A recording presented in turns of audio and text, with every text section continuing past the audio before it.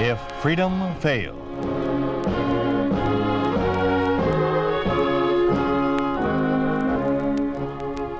We'd like to take you on a visit to a town that doesn't exist. A town we call Springfield, USA. We'd like to show you how things would be in any American town if communism took over. Thomas Gomez plays the role of Joseph Maston in The Bishop of Springfield.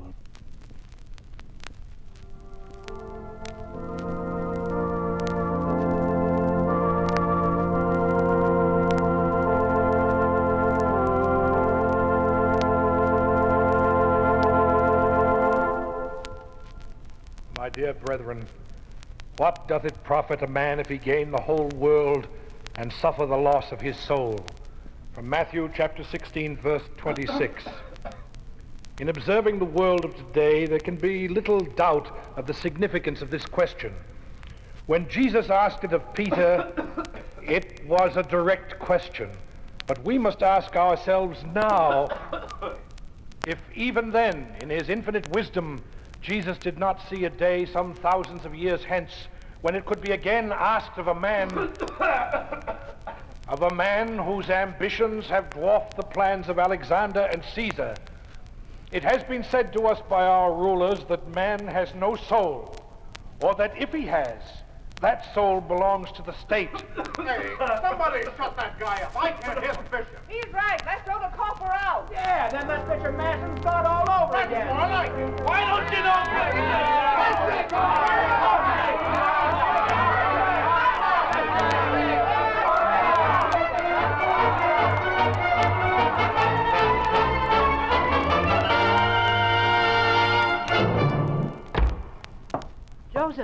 Joseph, what happened? It's not even 11:30 yet. They were there again.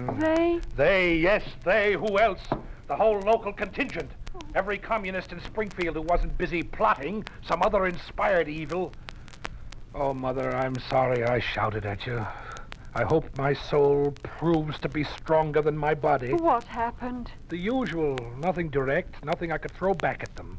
Just a mild riot. Mild enough to break up the services. You couldn't do anything? I didn't try this time. Where's the Reverend Mr. Cleary? In the next room, in bed. Oh, of course. How is he? Oh, he'll be all right. His rheumatism comes and goes with the seasons. I might as well tell him what happened. Come along if you wish. Francis, wake up. I'm wide awake.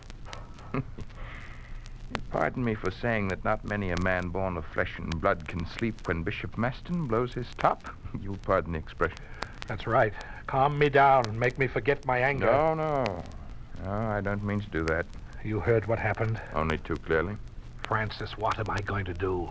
You're the bishop. It's up to you. Every churchgoer in Springfield looks to Bishop Maston for guidance. The communists said we'd still have our freedom of religion when they took over America. We didn't know how all-devouring this new Caesar would be. All up and down the state, they're working feverishly to turn as many men as they can away from God. It's a tyranny. Tyranny that tramples on the most sacred human rights. A tyranny that denies, even in theory, that the individual has a right to develop his abilities, his talents, his tastes.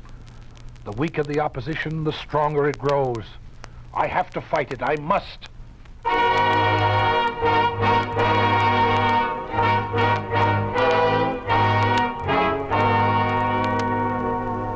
All right, Talbot, tell me about it. Now, I've been assigned to watch the rectory since Tuesday. Yes, I know. Get to the point. Wednesday morning, some people stopped by. You have all their names? Yeah, they've all been checked. There were no party members. Anyway, they were each carrying sacks full of shoes. In the afternoon, there were more, and then ever since then, well, 5 or 10 parties a day have been dropping into the rectory, all of them with more shoes. For what? Poor parishioners, I suppose. How touching. Poor parishioners, you say. Don't be naive. They're for... Hey, the black market. Yes, that's a good one. Maston is collecting shoes to sell on the black market so he can make money to fill his belly.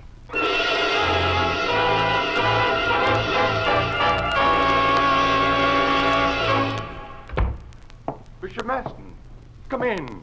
Sit down. Thank you. It's good to see you. That's a dangerous statement, Burton, even for a lawyer. Living is dangerous these days, Bishop. That's what I came to see you about. Living? or dying, or something that is neither life nor death.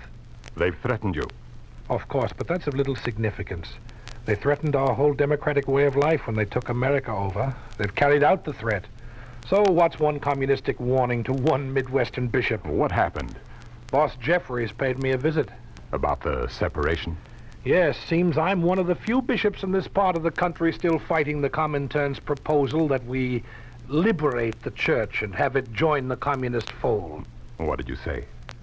I told him I'd never change my policy or take back any of the things I said against the communist government. Well, that's as good as hanging yourself. You know that. I know. But it's something I've said to hundreds of people, my friends and my enemies. I've written it down.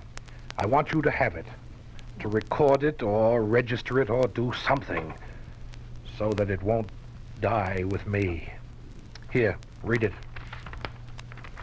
Be it known by all men that the principles I have lived by to this day are my own and will never be rejected by me.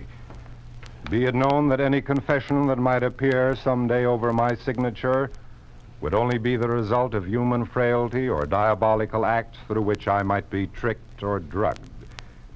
I will never reject my people or my God. You should be able to take care of that, Burton. You're a lawyer. No. Oh, I'll do what I can with it, but I'm not a lawyer anymore. Burton. Could you go on being a bishop if you had to preach that communism was your God? Could a writer who loved liberty go on writing and exalting the theories of communism? Could a thirsty man enjoy a glass of water when he knew it was poisoned?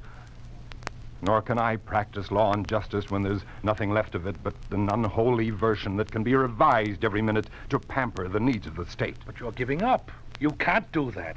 People are still fighting. Yes, I'm giving up. I'm waiting to die. Bishop Maston, you've got something to turn to, a faith, a soul, a God, something as tangible to you as admittance to the bar was to me when we were a democracy. But they've made a mockery of everything I hold dear. I'm just a pawn in a courtroom when the communists move the pieces. This statement you gave me, well, ordinarily we could buy an advertisement in the papers and print it. We could send it out over the news wires. We could rent billboards. We could hire an auditorium and have you preach it to thousands of people. But what can I do with this statement now? The state controls the papers and the communists control the state. There's only one news wire, the government news wire. There's no such thing as billboards because advertising is capitalistic and opposed to the theories of communism. Auditoriums may be used only by high-ranking party members. The government owns everything, with a possible exception of your soul, Bishop Maston. Come on, I still have an automobile. Only because they had so many here, they didn't know what to do with them. I'll drive you home.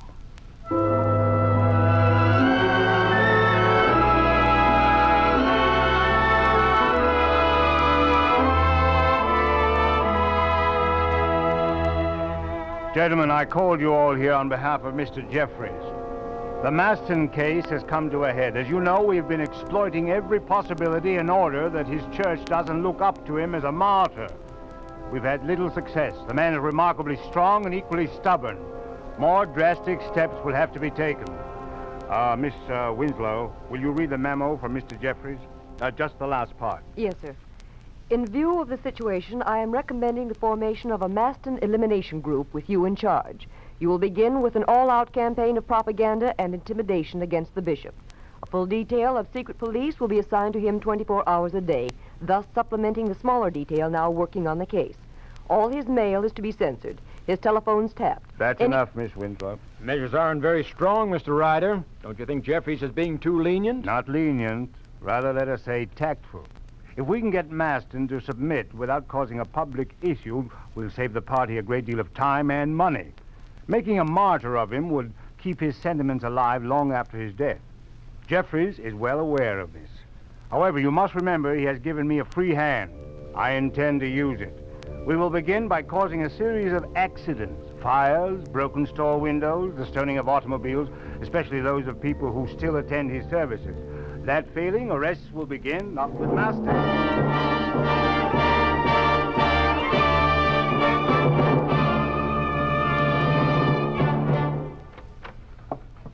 Mrs. Chandler, always nice to see you. Thank you, Bishop. I don't know as how you'll think so after I've had my little say. Nothing you can say will change the Mrs. Chandler I've known for 17 years. We won't be at the services anymore, Bishop. They smashed his store this morning. They threw rocks through the window. Oh, no. Broke the showcases, stole half the merchandise, and then they beat him up.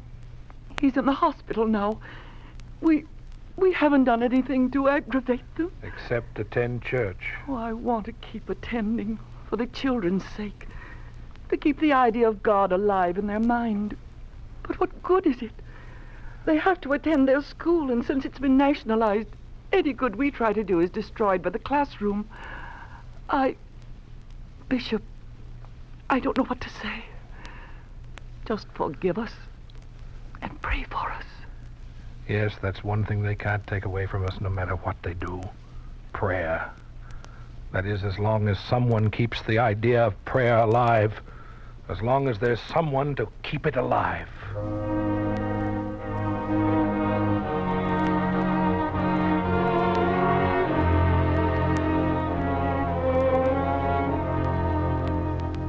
I want the records for the trial completed within the week. Yes, sir. Judge Blackburn is arriving Saturday. He's going to take charge of everything. Conveniently enough, he will also be the presiding judge at the trial. Well, then there'll be a trial. Yeah, I'm afraid so. I'm sick of wasting time. Everything Jeffrey suggested has failed. One more thing. I want you to arrange for transportation from Moscow for Professor Vasily Gerson. The details are all set. He'll be prepared to leave by tomorrow night. Yes, sir. Should I know that name, Gerson? Sounds familiar. Yes, you might know it. He's been active in every major trial which involved a confession. It's Gerson, you see, who will make certain that Bishop Maston renounces everything for which he has stood.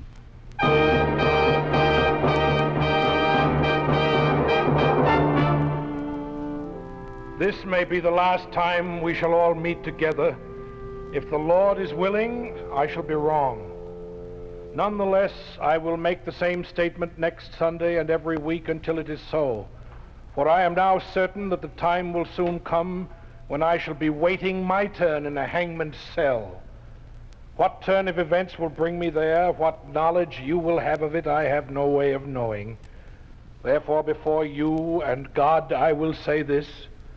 No matter what their intentions are for me, life imprisonment, torture, or death, I will never alter my opinions on communism or deny my opposition to it.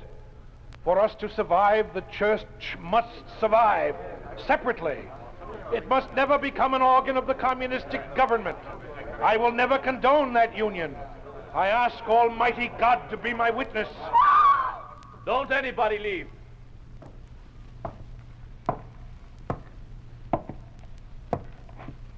You, up there.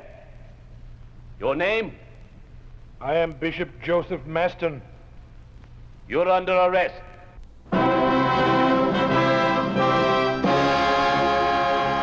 You are listening to The Bishop of Springfield, starring Thomas Gomez. A story of the way things could be if communism took over. A picture of what life would be like under a communist regime in an ordinary American town, a town we call Springfield, USA.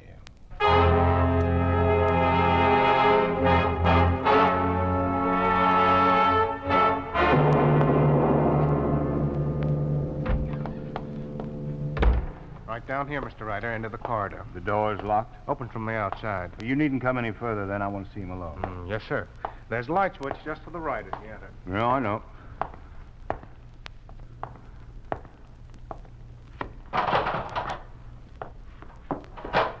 Hello, Maston. My, it's so dark in here. What's the matter, Maston? Oh, of course, the light hurts your eyes. Well, no need for it. There. Hungry? Thirsty, perhaps? Why is it that the strong type is always silent? How long have I been here? About 75 hours. It's raining out. Did you know that? What do you want? So brief, so to the point. I thought you'd like to make a little conversation. You must be awfully... What do you want? Lonely. All right. I'll tell you what I want. I want to bargain with you. Now, that's a fair enough statement. We try to do things justly. I want to make a trade with you. You give me something, I'll give you your freedom. Freedom? Why are you so afraid of me? Oh, come now, Maston. We may fool most of the people, the masses, but not your kind. Then I've been right all along. The state is making certain that the church doesn't have a new martyr. Of course. Now, about my offer. And before I make it, let me remind you of the last 75 hours, and of the hours, the days, the weeks to come. All right, then. It's this simple. You can go on holding services as long as you wish. Only there will be no more sermons or any public statements. That's the bargain. That's all there is to it. A bargain with God. That's your offer in return for my liberation from this cell. Mr. Ryder, this room is in darkness. You see nothing here. Not these walls, this floor, not me, not yourself. You may as well be blind. But with me, Mr. Ryder, it's different. I've lived in this darkness now for a long time.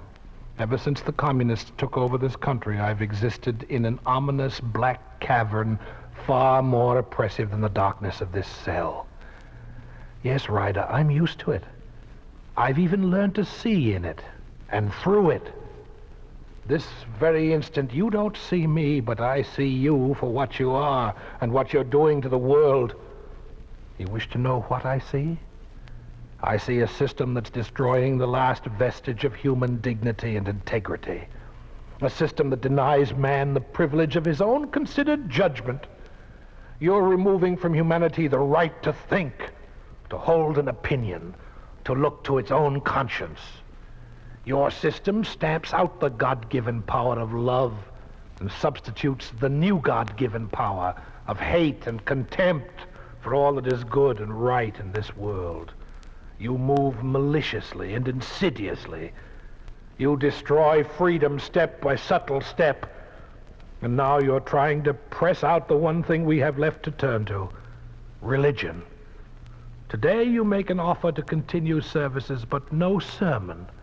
Tomorrow there will be God, but no services or praise for him. The day after that there will be no God, but the new God. I say again what I've said to all of you before. I will never change my policy toward the communist state. I will never agree to a union between the church and the state.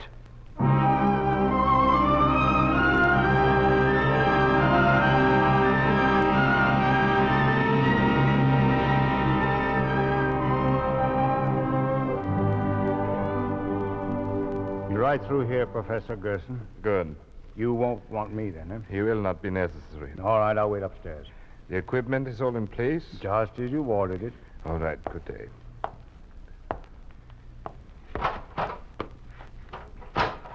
Well, you look very comfortable, Mr. Maston. You like the chair I had placed here and the small light? Who are you? My name is Gerson, Professor Gerson. You've heard of me, Mr. Franklin? Maston. Maston's the name. Huh? Oh, of course. Everybody always says the Professor Kotoff is absent-minded. I guess it's true. Thought you said Gerson. Gerson? No, who's he, a friend? No, you just call yourself Kotov. I thought your name was Gerson. Oh, I see, Mr. Gerson. You thought my name was Maston. Is that right, Franklin? So that's how you work. This is the beginning. Of course. You see what I'm trying to do. You are perfectly normal now, so I am unable to accomplish very much today. Now, drink this, Mr. Gerson. No. It's just lemonade, Franklin. Look, I'll drink it myself. Oh, no, I won't either. Stop it. This hypodermic needle, I'll give you a shot. It will help the pain. I have no pain. Where does it hurt most, Reverend Cleary? I was thinking of the Reverend Francis Cleary all of a sudden. He has rheumatism. You do, Reverend Cleary? Then your legs hurt. What time is it? I don't know. Drink this. It'll help the time. No. What's your name? Maston. Strange. That's my name. Bishop Maston. I thought you were Gerson. You're Gerson. You... Mr. Franklin. You're confusing me. The needle, it will stop your rheumatism. Stand up. Quickly. My name is Gerson. You are Maston, correct? No, Yes. You will drink this, all right? No. Why not, Franklin? Too dark, perhaps? I'll turn on the light. You're hungry, Professor. You should be. And thirsty. Drink this, Professor Gerson. No. Then I will. You see, it's good. Try some, Franklin. Franklin? Oh, no. That's not your name. What is your name? Mass. Sit down. Stand. Stay standing. The needle, the hypodermic needle. No, stop it. Stop it. Father Cleary, why should I stop? What's your name? Master. No. Yes. Sit down. Your arm, Mr. Williamson. Give me your arm. Stop. What time do you think it is? Who are you? I am Bishop Maston. Gerson. I'm Gerson. Bishop Gerson. All right, sleep now. You're very tired. But first, your arm. This will make it easier for both of us. You will see. In a few days, you will see.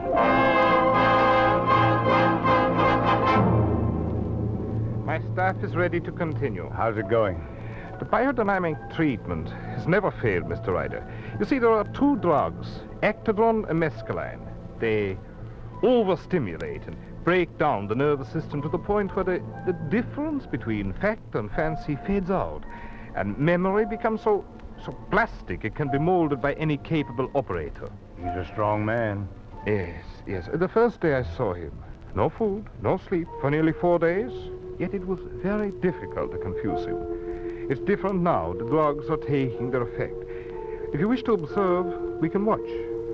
What you will see under your very eyes is a complete transformation of character.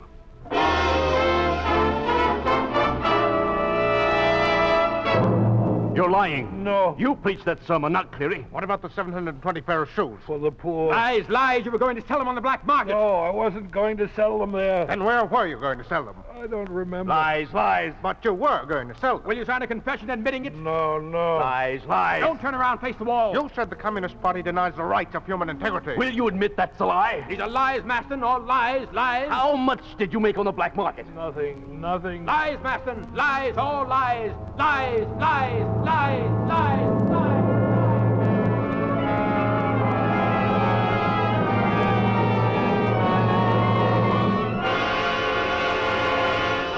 All right, stop it a moment. Spurl, Huh? how long has he been standing? 40 hours, Professor. This is my 4th shift. Bring him a chair. Raffaelson? Yes, sir. Coffee, quick. Yes, sir. Sit down, Maston. Give me that, Raffaelson. Here you are, Professor. Pour some more. All right, now, Maston. I'll hold your head. You drink this. Yes. Some more. Raffaelson. Yes, sir. All right. Drink, Master. Thank you. You want some food? Yes. Well, after you answer some questions the way we want you to. All right, all of you.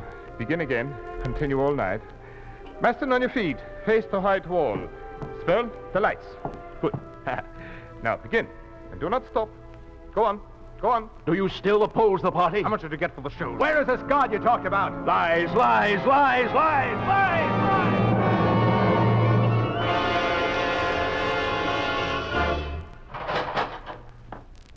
Well, what is it? Why so quiet in here? He passed out, Professor.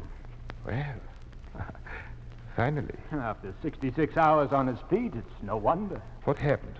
Oh, he had 27 cups of coffee, but there was no effect. Last night, his feet and legs began swelling. Must have been pain. He fell down several times. We took off his shoes, asked him some more questions, and about 10 minutes ago, he collapsed. Bring him to at once. Yes, sir. All right, Master. Come on. Wake up. Wake up! Some water. That's enough. He'll be all right. Maston, you're hungry, no? You want something to eat? Food? Eat. What do you want of me? It's come. He's broken. He'll do anything I tell him now. Get the letter. It's right here, Professor. Listen to this, Master. We just want you to sign it, and then we let you rest for a few days. It only says, what you have already admitted in this room. Now listen. I wish to lessen the present tension. Is that true, Maston? Yes, yes. I voluntarily admit that in principle I committed the acts in the indictment. Correct, Maston? After nearly 40 days of constant meditation, I consider that an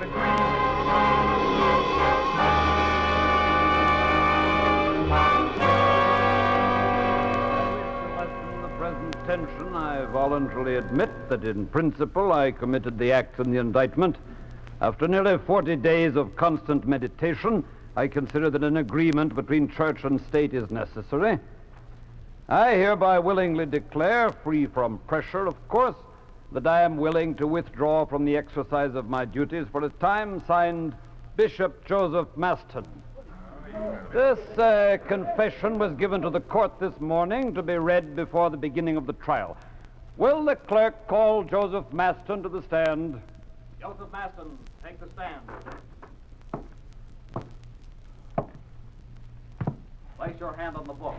Do you, Bishop Joseph Maston, by this manifesto of the people's will, agree to tell the entire truth before the people and the almighty state? I do. Bishop Maston, did anyone force you to make your confession? No. All right, then how do you account for your firm attitude previous to this trial and the letter to the clergy of this state in which you mentioned you would never renounce your opposition to our communist state? I want to say that I see things differently now. I regret my error. I want the letter and all the things I said to be considered null and void. You offer no defense of your past actions, then? None whatsoever. If I collided with the laws of communism, I regret it. I am sure, while remaining faithful to basic principles, I would do certain things differently in the same situation today. I have never been the enemy of the American people. I have no quarrel with the workers or with the people to whom my family belongs. I can say no more, except to repeat that I regret my error. This court is satisfied with your confession.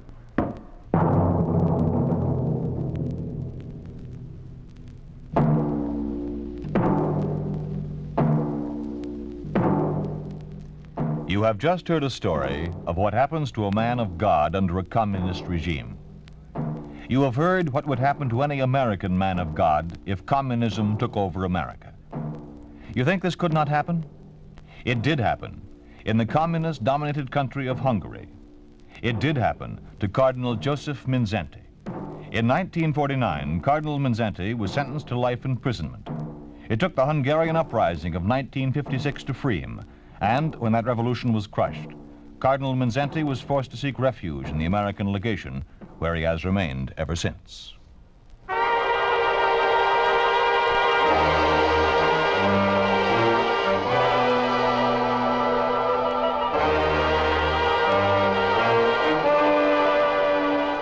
You've been listening to If Freedom Failed, starring Thomas Gomez as the Bishop in The Bishop of Springfield. Sergeant Lloyd Ayers speaking. This program has come to you through the worldwide facilities of the United States Armed Forces Radio and Television Service.